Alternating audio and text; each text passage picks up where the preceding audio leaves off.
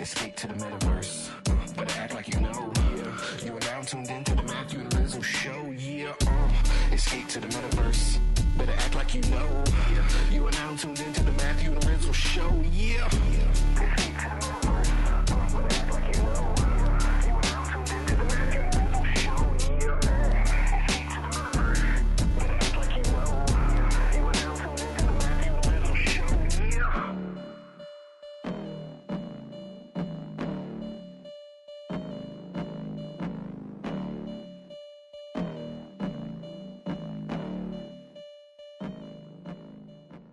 I am not recording. Thank you, Robot Lady. You are not welcome. Welcome to the Matt and Rizzle Show. I am Rizzle, joined by Matt. Kicking around some ideas of what we're going to kick this off with this week. The FTX, you can just see how much I was paying attention thing has obviously been top of mind for everybody. But Matt was like scratching on some larger vibes that I can agree with that I feel like have been out there lately. So and then I cut Matt off and I was like, no, shut up, we're gonna record. So say what you were saying again, man, because I feel like that's interesting and like a good sort of accumulation of a lot of different talking points that have been going on right now. Yeah, like I think the crypto part of it is definitely part of this broader conversation, but like part and parcel with what's happening with the centralized exchange shit show that we've seen over the past like half year, culminating with the FTX implosion, Alameda, all that bullshit, is tech kind of puking in the markets, stock prices tanking. And there's a lot of folks in the mass media that seem to be just like they have been for crypto over and over, saying that like big tech is dead. Right?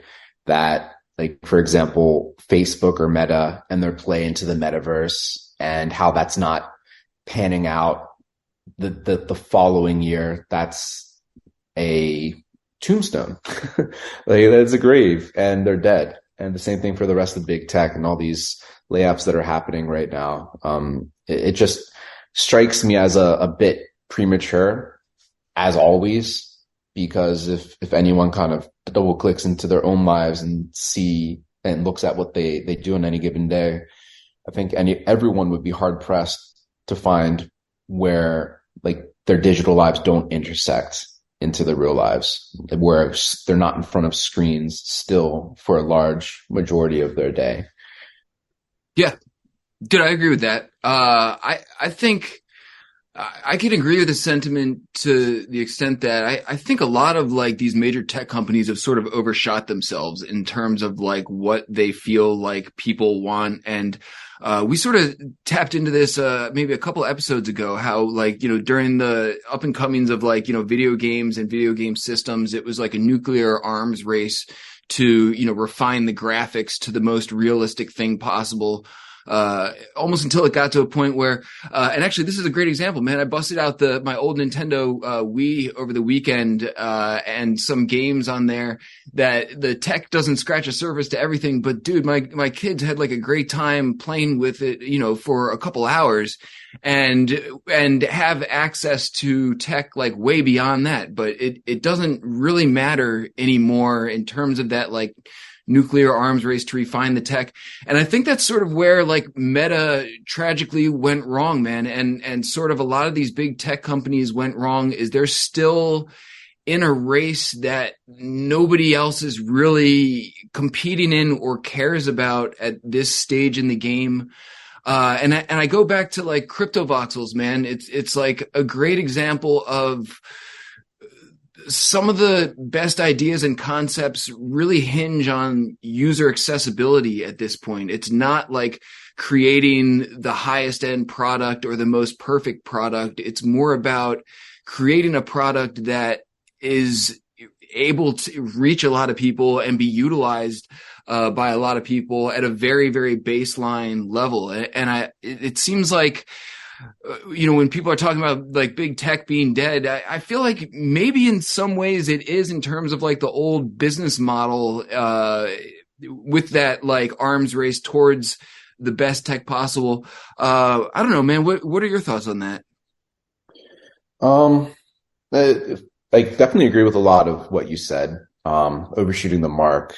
I mean, they're trying to, a lot of these companies are trying to dig themselves out of their reliance on like traditional ad revenue based on eyeballs. I feel like a lot of those numbers, like over time, are just like inaccurate, spoofed, like that sort of like print and spray approach for advertising. It never made sense to me how anyone was making money that way. Like I mean, maybe I'm an outlier, but I would never click on any ad to get or purchase anything. So it's just wild that companies were spending like billions and billions of dollars on that sort of like advertising model. And then when Apple changed the privacy rules or whatever, like that's definitely a direct impact to most of the major like social media players in the space. And then probably like big tech, like broadly speaking, right? But where my mind goes when like journalists are seeing the demise of Meta in particular and like the metaverse and that sort of thing, it's just like, we're already in the metaverse. Like for anyone that was like, for example, last week down in Mexico City, like all these digital artists, these collectors of crypto art, lovers of the space who've been like living, playing and working on the internet and in real life for the past like 4, 5, 6 years, right? Like we're already going in between these purely digital or virtual spaces and weaving in these IRL experiences. And that to me is absolutely a game changer. And the fact that you can start purely in the digital, you can like bump into folks in like a WIP meetup or CryptoVoxel's gallery or Monaverse world, right?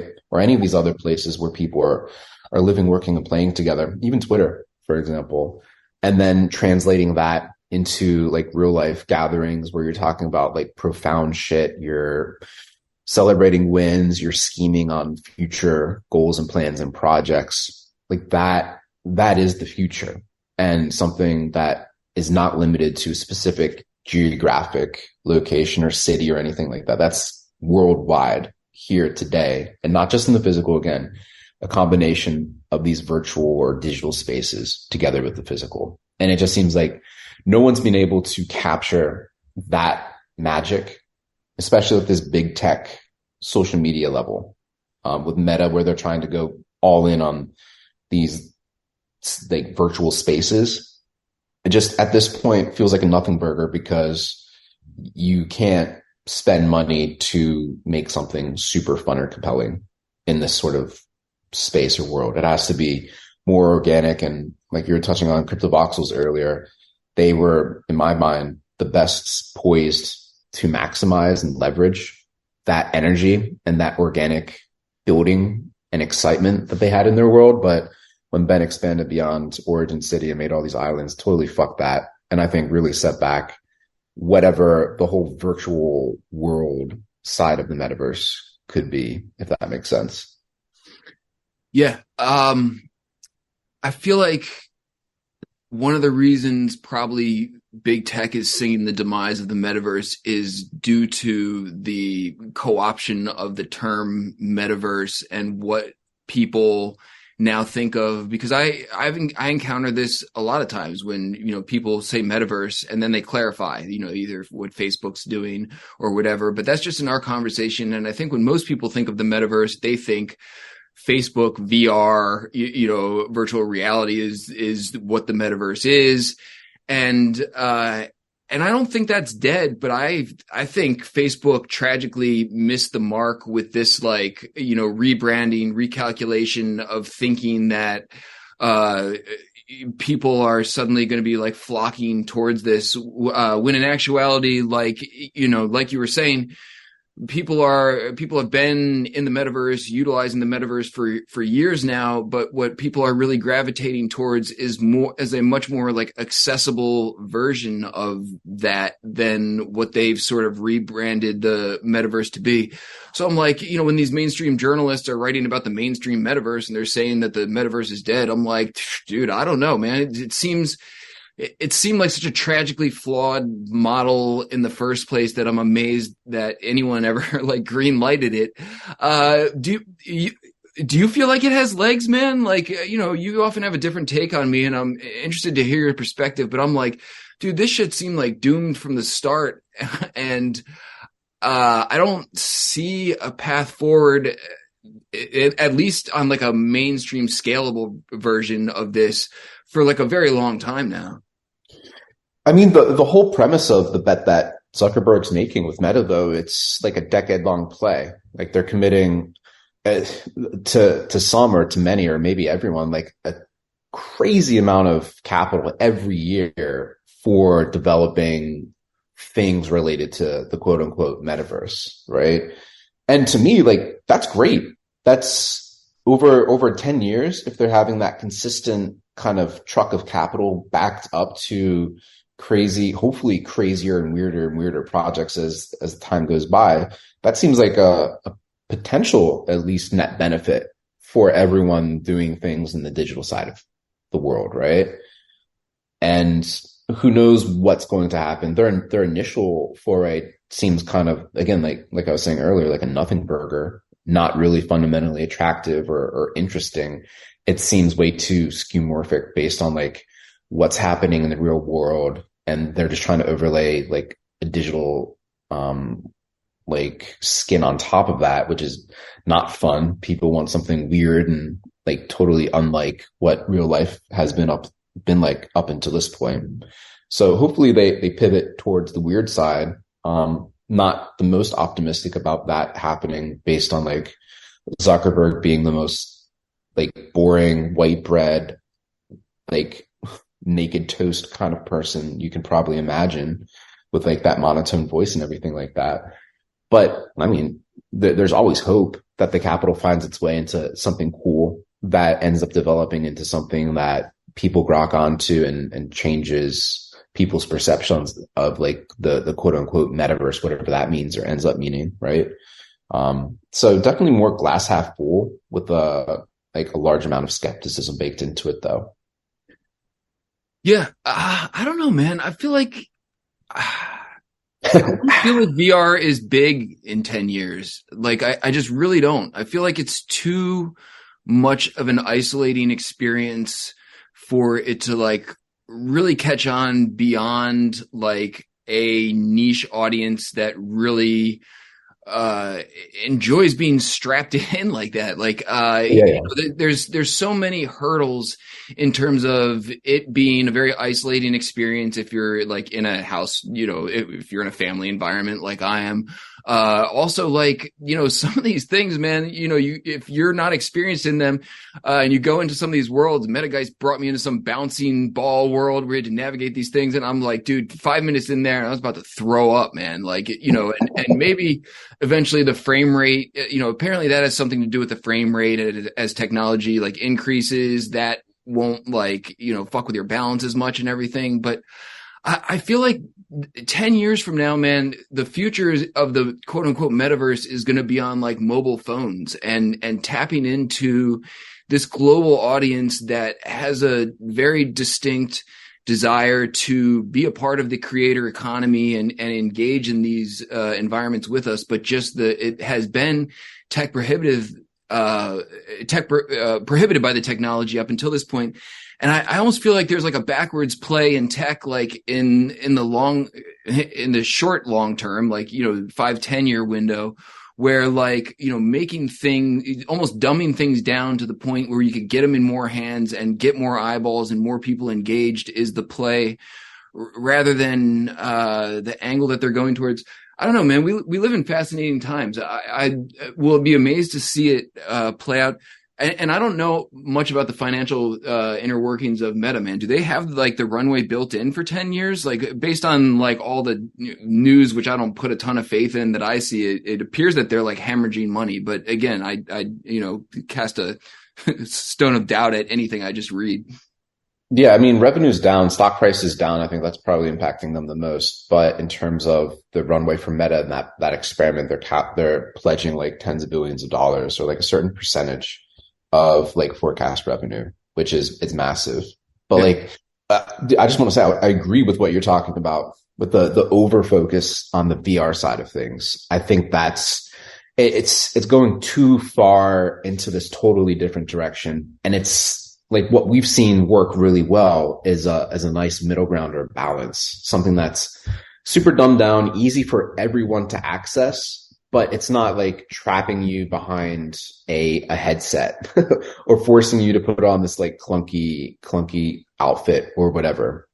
Like it's cool to have that as an option for certain folks that can like fully immerse themselves there, but that just doesn't seem like a reality for most people, like now or in the future. There needs to be something where like the digital experience is elevated. Like it's like you have more of a digital home, for example, that you click into outside of just like a regular basic ass like email inbox, which is basically everyone's digital house at some level today. And it's just like a boring space to visit, and people don't spend that much time there. But if you have more like digital spaces where you can meet up with your friends in real time and you're doing cool shit, and somehow that like dovetails with what you're doing that helps you make money or something like that, for example, like that's more towards the future of what is happening already for a small number of people, like in a meaningful degree. And then whatever can happen in that sector in terms of development, that's where I'm looking at. Again, like no one's really hit that mark at all or come close to it. They're still, again, in the VR headset, like, fantasy land of a lot of these tech giants, just totally disconnected. But the closer they can come to that center, that's when if that happens, that's when I think you're going to see a lot of people be like, oh, they'll have that lightning bulb moment. Like, okay, actually, this is approachable. Somehow this is really fun. Somehow I'm having a lot of memories. Wow, this is a level up from what existed before. And there's the money element, and there's like, meeting people from all around the world and having that translate into actual real life experiences. People see it's like not an either or, it's actually a complementary relationship, and actually just helping people focus on trying to make the best lives that possible in the digital / virtual and in real life. Yes, dude. I don't know if it's hard to have this conversation without referring to Jin. His ears must be like burning constantly. I feel like he's always comes up, dude. And, thank God we have Jin like on our side, basically like fighting for, this type of thing that we're describing. I don't know if you've been to his, setup. If anyone's listening, AKA, at Dank VR on Twitter, his homepage or whatever on Twitter links directly to essentially his virtual desktop, which is a 3D environment. And then like from his virtual desktop, you can access like all his different shit or whatever.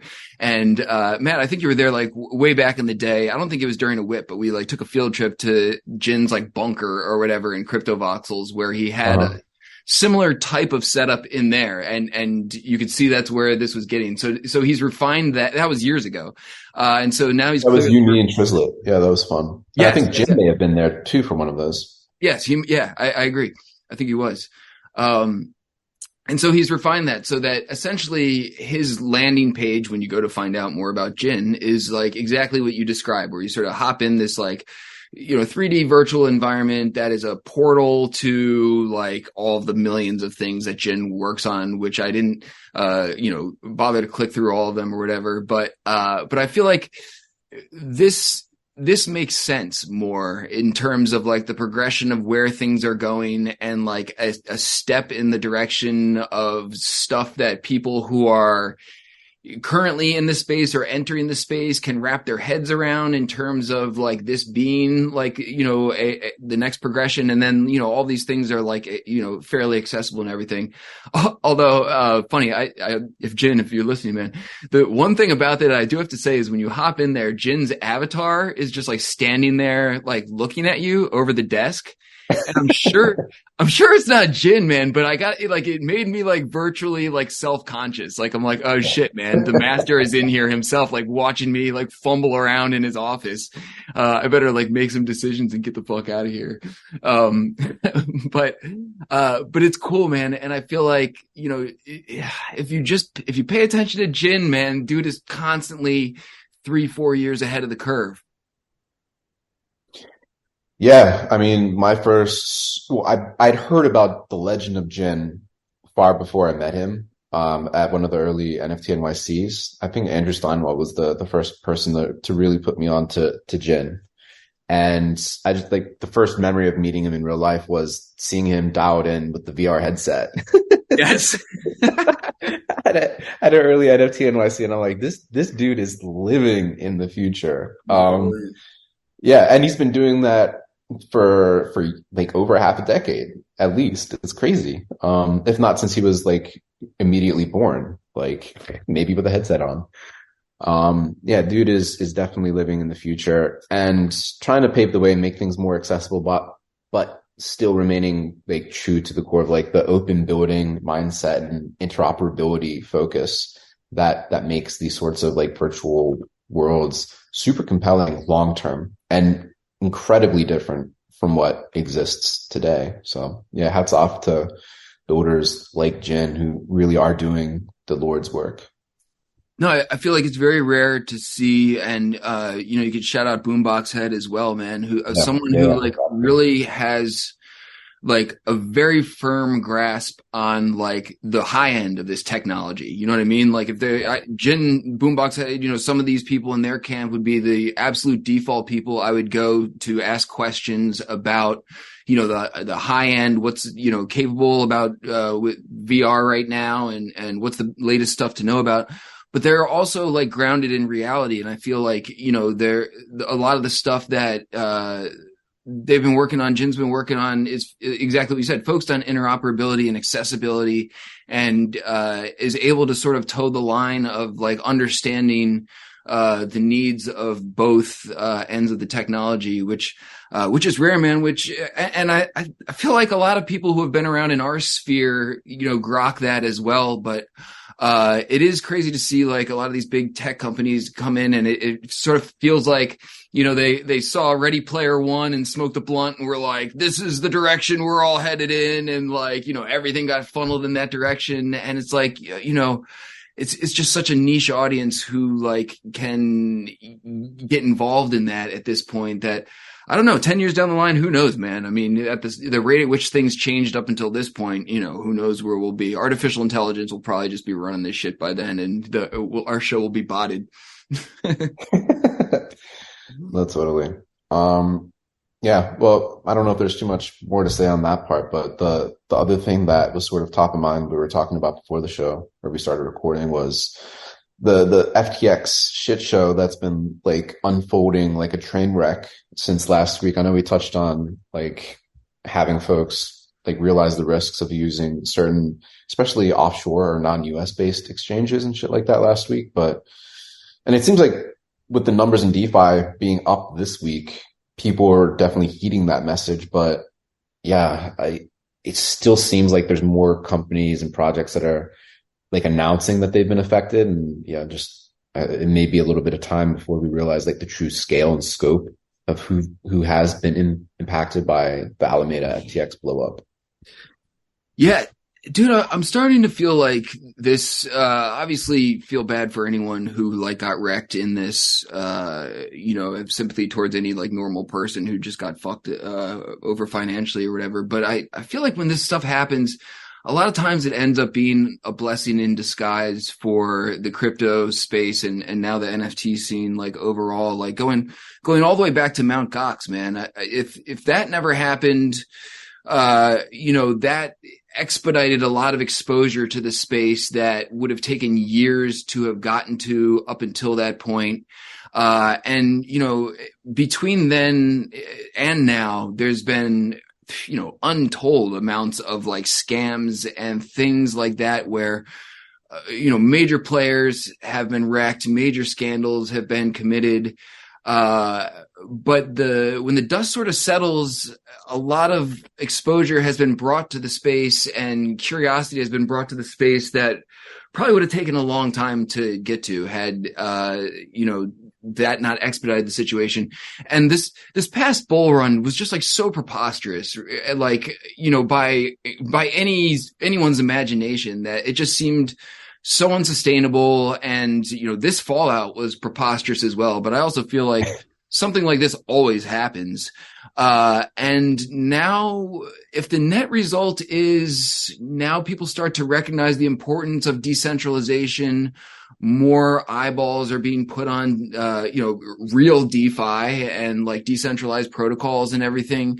I'm like, this shit would have taken forever to like explain to people had we not had like a massive catalyst like this to, essentially ram it down people's throats. Aside from innocent people getting their life fortune, wiped out, in terms of like the actual crypto space moving forward, maybe this helps turn the tide a little bit in terms of making some people believers in, more decentralized forms of this kind of thing. Yeah, I mean, I definitely support the blessing in disguise, even though definitely in the moment for people that have been impacted, like this is probably seems like the end of the world. I'm sure a lot of people are just going to give up on crypto writ large because of the shenanigans of select few bad actors behind these projects. But if a certain percentage of folks, because it seems like there's definitely more normies, right? More noobs, people just coming into crypto for the first time that used FTX, probably because of all their like promo and marketing aimed at like sports viewers and fans and stuff like that. Their like branding of arenas and stuff like that. I know there's definitely some crypto native folks that have been impacted, unfortunately, through like FTX directly or like because they use BlockFi and other related entities or whatever. But for all those normies that got impacted, like a lot of them are going to be like, what the fuck? Like, is there no better option? And there are better options. Like self-custody is a real thing. There are other tools out there that are more secure, obviously, than like a hot wallet, like a MetaMask or like an individual trust wallet or Rainbow wallet or whatever. Like Gnosis safes exist, ledgers exist, things like this. So if this event serves as that impetus for those folks who've been new to crypto or just onboarded by FTX to discover there's a whole world of decentralized self-custody options, then obviously that's great for more people to realize that that's the way. Again, highly unfortunate that they need to find out about that whole other like world built on top of like crypto that's open and decentralized through this absolutely fucked up situation. But again, that's sort of been the thrust of this whole space up until this point. People getting burned and realizing there's better options, realizing they can shore up some of their own behavior, which ends up making the whole space more robust as more people figure out what those better tools actually are. Yeah, dude, it's a shame that it's almost like a rite of passage of this space. I feel like for a lot of people in a lot of ways. And shameless shill, man. This is actually Stella Bell's idea, but she wanted to have like a crypto safety basics Twitter Spaces on Friday, 1 p.m. Eastern time. So if anyone's listening and wants to tune in for that, Easy will be joining us as well. Just sort of talking about basic stuff for normies, It sounds like disrespectful, man, but I was there once too, and everybody was, and, I posted something about this earlier, man. I got wrecked like early on, like in a very similar way in like 2016. One of the first big altcoin exchanges was called Cryptsy, and they were just like the only big central marketplace where you could like, swap anything or day trade anything. And I was into day trading, crypto at the time and everything. And, the sketchiest thing, man, the dude running the thing was named Big Vern. And, people would, periodically interact with Big Vern, and then eventually Big Vern made off with like all the money. And I don't even want to think about like how much I had accumulated, back in 2016, which was worth like, not a ton at the time, which, God only knows what it's worth now with Big Vern. I think they ended up catching him, but like my account was anon, and, I had no recourse. So it got wiped out. But saying all that to say, man, by that point, I was bitten by the crypto bug enough that I was a believer in the tech and a believer in that being the future, that it discouraged me, but it also drove me to find better ways than be dependent on stuff like that. But what it also did is weed out like all the people who didn't give a shit about that and who were just here to, throw some money down and roll the dice and try and get rich quick and everything. And I'm like, those kind of people on some level got to know what they're getting themselves into if they're just throwing money down like that. And I'm like, on the other side of things, like, sometimes it takes, making some poor decisions, to dive a little deeper and figure out, the next level of this thing.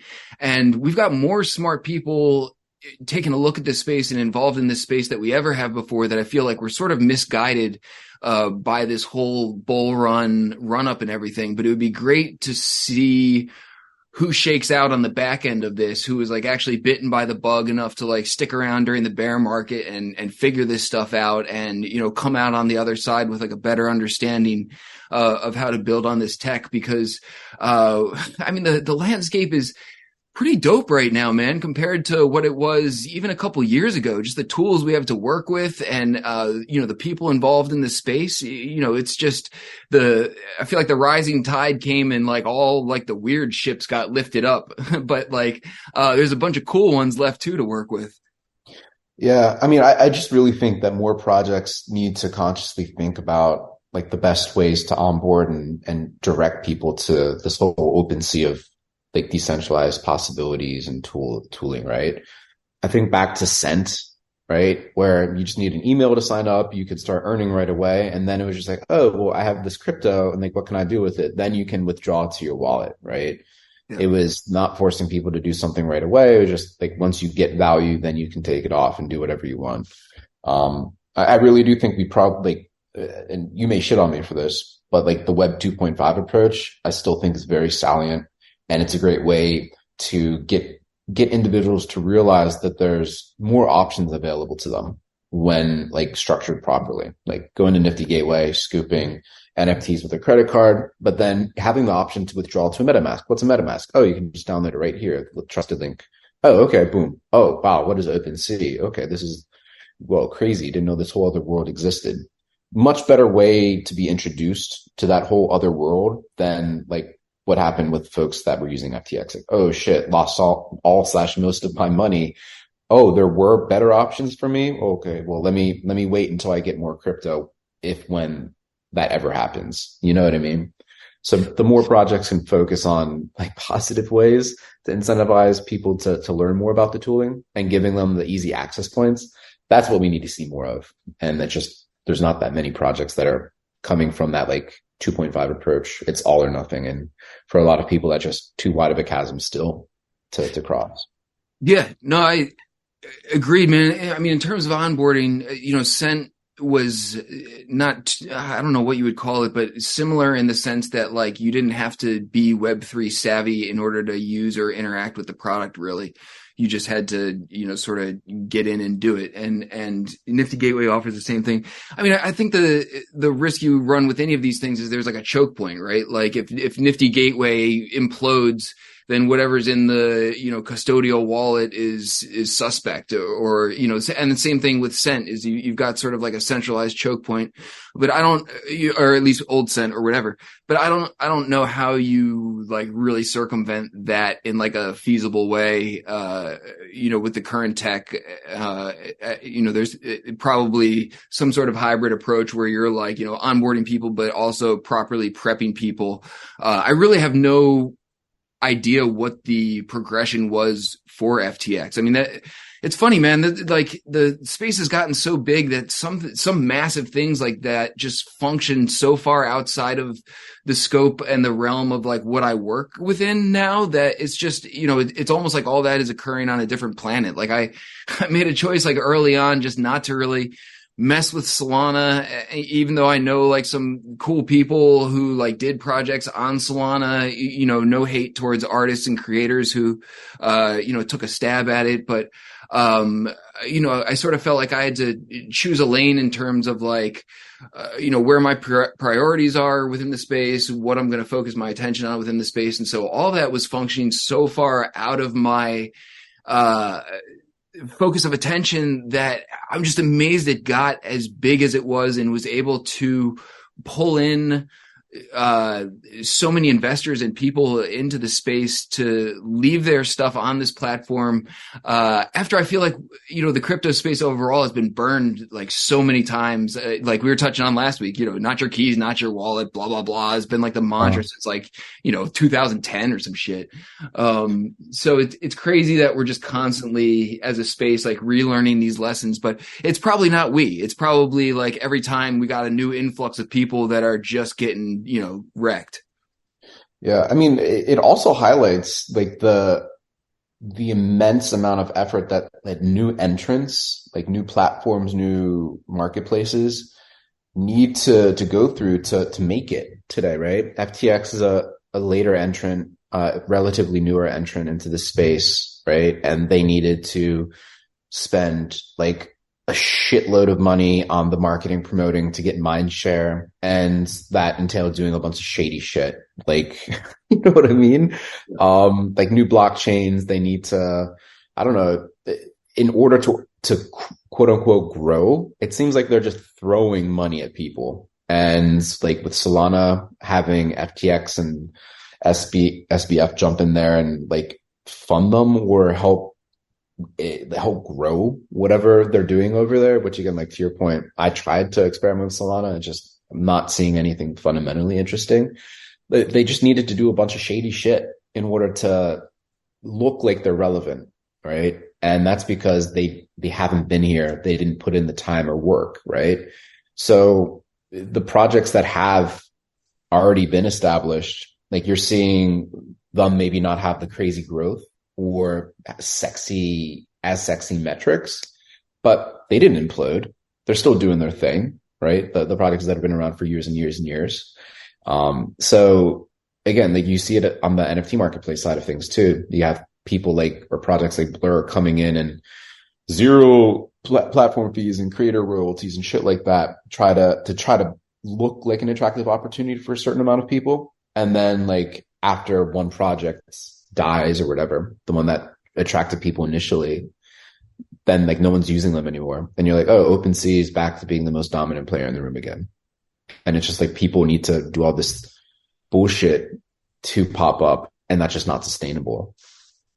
It's funny that you mentioned OpenSea, man. I'm like, isn't this some funny shit? How like OpenSea didn't care about the community at all for such a long time, right? They're like, we're just growing in whatever direction they felt was necessary and accepting all this venture capitalist money. And like all of a sudden, all these other marketplaces come in and like undercut their market share. And now they're out here on Twitter acting like, they're taking advice from the community and like taking everyone's feelings into consideration and everything with their decisions. And I'm like, no, you're not. Y'all are fucked. And now gotta act like community saviors when they didn't give a shit this whole time, man. And it's so hard to believe, like, the market share swings back in their direction. Are they just going to backtrack on all of this now? It's just like, I'm sure to people who are entering the space or fairly new, this seems like great news and everything. But I'm like, dude, OpenSea is like literally just following through on like the bare minimum, and sometimes not even that, of like the type of stuff that they said they would always follow through on, and now acting like it's this big favorite of the community, and like that, it was as a result of them like listening to everybody. I'm like, dude, this is some crap. I mean, like OpenSea's always been like the marketplace for everything, though. So when you're doing something for everyone, it's hard to really focus or listen to any given person or community or user segment, right? Like they've always been that way from the get-go, right? They were never the place for artists.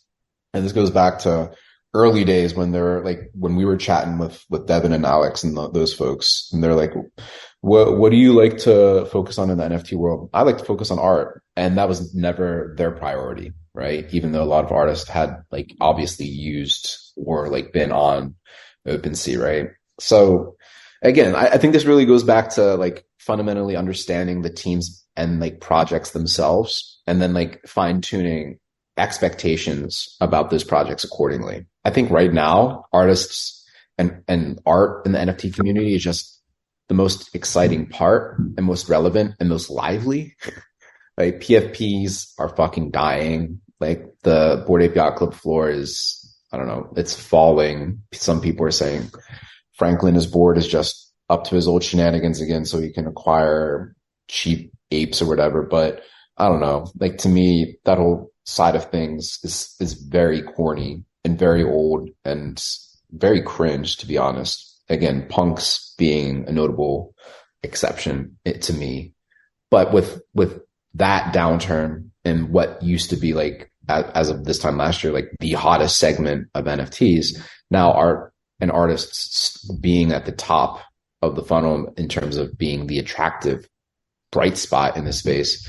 It's just fortunate for everyone that OpenSea was like, oh, we'll listen to the community and okay, we'll respect creator royalties for now, whatever. It's great short-term thing, but I mean, long-term, their whole play is just to be the Amazon of NFTs. And we all know how Amazon treats like individual producers and customers and stuff like that. They treat them like numbers, and whoever is bringing the most revenue in, like they just get the more of a benefit short-term, right?